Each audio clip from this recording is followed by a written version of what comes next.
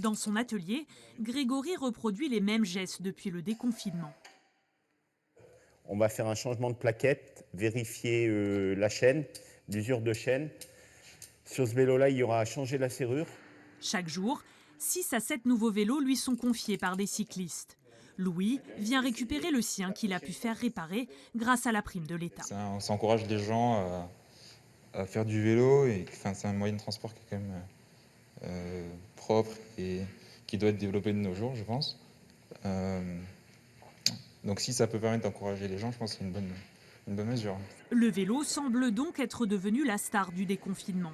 Alors le gouvernement a mis la main à la poche, 60 millions d'euros débloqués, dont une prime de 50 euros par particulier pour réparer sa bicyclette.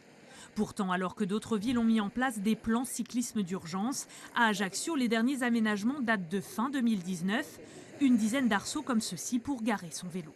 Il y a des tas d'aménagements qui demandent très peu d'investissement. C'est du marquage au sol, c'est la signalisation, beaucoup. C'est limiter évidemment les vitesses maximum. Et ça demande pas, c'est vraiment pas un gros investissement. Pour les associations de cyclistes, l'urgence sanitaire et écologique doit donc pousser les pouvoirs publics à agir.